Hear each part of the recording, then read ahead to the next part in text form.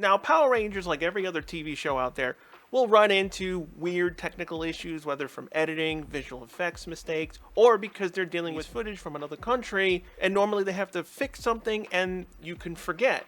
So the series, over the years, even till today, a goof or error will appear. Now, some of these errors I'll bring up are pretty famous, but some of them you may not know about. What's a Dekaranger? In most cases, the MMPR editors were very careful of cutting out things that would make it more obvious that it was a Japanese show, minus the whole Bendora and Lamy footage. But when it came to the Dino Buckler, sometimes when they were editing the episodes, they forgot. Obvious one was the close-up of when Jason pulls out his power coin. That was the first inclination to me when I started figuring out Power Rangers was a Japanese show. You recorded an episode, you free-framed it, and you're like, wait a minute, the Power Morph is supposed to say Power Rangers. When we got the internet, where I finally got my answer. The Giant Kid. Now, the Tickle Sneezer episode is kind of infamous, but there was one mistake they really couldn't avoid. Every now and again, there's footage that you have to cut around. I think notoriously is the team-up special in Lightspeed Rescue with the Lost Galaxy Rangers, because Mike lost his powers in Lost Galaxy, but in Gingaman Black Knight, he didn't lose his powers at all, so he was in the team-up, so they had to cut around him.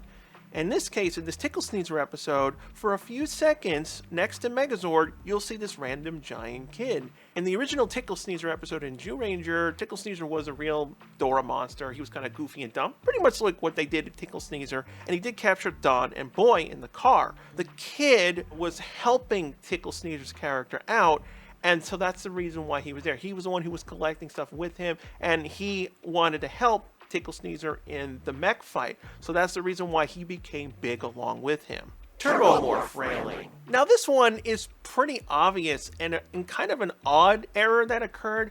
Basically, if you watch the Turbomorph, everyone goes through their whole, Wind Chaser, Turbo Power, Desert Thunder, Turbo Power. But when Tanya's morph appears, some weird railing appeared in her morph and her morph alone. The only thing I could think of why this occurred is that the railing is actually a platform that the actors had to stand on during the Turbomorph. They had to film in a fairly large green screen / blue screen stage, and probably because the camera was fairly high up, they had to elevate them, so they put them on a platform that had the railing.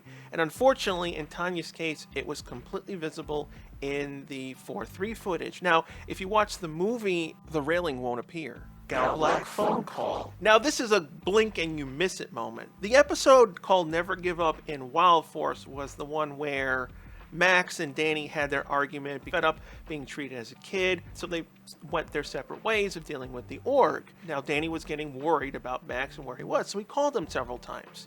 If you look in freeze frame on the video image that appears on his morpher, it says Gal Black, and they didn't bother fixing it to say, Black Ranger. The Visible Gingaman.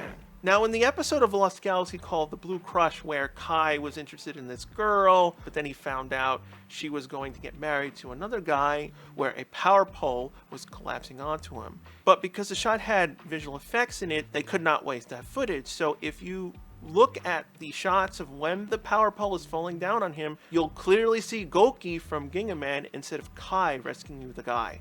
Ankylozord cover-ups. Even till today, there are still goof-ups every now and again, primarily in Dino Charge, because there's a lot of shots where they have to replace text on the batteries, because they had different names, in Kyoryuger. But in one particular shot, in the episode when they first deal with the Ankylozord, there was a shot where you see the Ankylozord in the distance going into the city, and the Rangers run up, and they're like, oh no, we have to go and rescue it. This is actually footage from Kyoryuger, but in the Dino Charge episode, the Rangers were not morphed yet, so they had to alter the footage. Unfortunately, they didn't cut it out properly, so if you freeze frame it right before the cut, you'll see Kyoryu Red's helmet appear where they didn't mask it off. Rescue Zord's true names. Power Rangers is dealing with a Super Sentai series, so obviously the vehicles, mechs, and everything will have different names. Power Rangers has to fix and replace that text. However, when they were forming the Lightspeed Rescue Megazord for the very first time, where they did correct the text that said Rescue Megazord Ready, but they forgot to actually fix and replace all the original names of the individual Zords. Galaxy Megazord errors. Now, this is actually quite unique in the case of these errors occurred in the original Japanese footage. Basically, when they filmed the original Gingai-O transformation, which was fairly complicated actually, because it's a lot of layers of models, and they have to cross and do all this stuff, there were many obvious errors in the transformation sequence, ranging from matte lines, where for a few frames you actually see where they cut out the green screen on some of the arms, the mistimed the transformation of where the gorilla comes in, you know, when the arms have to collapse and go down, and then the feet parts lower. There's a transitional point of the background where it repeats, and they're supposed to use the gorilla to block that transition, but they mistimed it, and you actually see that transition. The bottom part of Gingai-O, it's standing on a platform high above, but they didn't crop it correctly where you can actually see bits and pieces of the platform in the transformation. Eventually they caught those errors, and in later episodes corrected them, and not to mention improved on the effects by adding lens flares, a cooler, aura glow, and a better lightning effect when the Galaxy Saber forms into the hand. Wrong colored hips. Now, this is another error that happened in Time Ranger. The Time Force Megazord has two different modes, Mode Red and Mode Blue, or Alpha and Beta in Time Ranger. During the transformation, some of the shots are done practical. Unfortunately, the model crew incorrectly colored the legs, and they were supposed to be blue during the Mode Blue transformation, but unfortunately they were red. Luckily, they did correct this and fix them in later episodes. Delta Enforcer cards. But the biggest thing is the Delta Enforcer. In SPD, they decided to, instead of blowing up the monsters and killing them like in every other past seasons, they wanted to lean into the more cop elements of it. So they came up with the containment card systems. So whenever you see a monster blow up, the containment cards fly out and they catch them in SPD. But in Dekaranger, they just simply blow the monsters up. Now, this became a problem with the Delta Enforcer weapons. So when you see them use the Delta Enforcer, they're going between, US footage and Japanese footage. And you'll notice that in some shots, you'll see them put the containment card, but in most of the other shots, you'll see the Delta Morpher inside the Delta Enforcer. And that's the reason why the Delta Enforcer also has the cutout for the Delta Morpher. So whenever you see the Delta Enforcer used and you confusingly see the Delta Morpher in the gun, that's the reason why.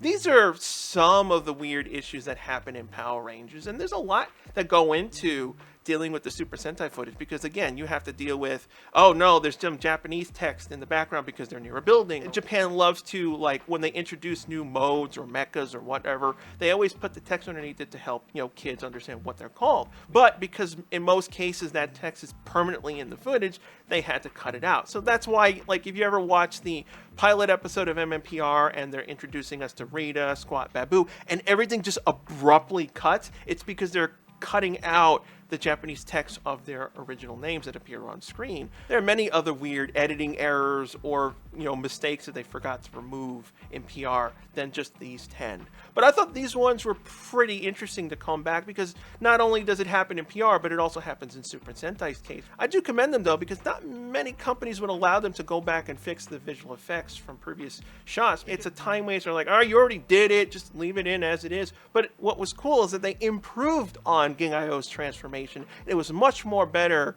than what they did initially. So if you have a suggestion on a topic you'd like me to cover, leave a comment below and I may pick it for next week's video.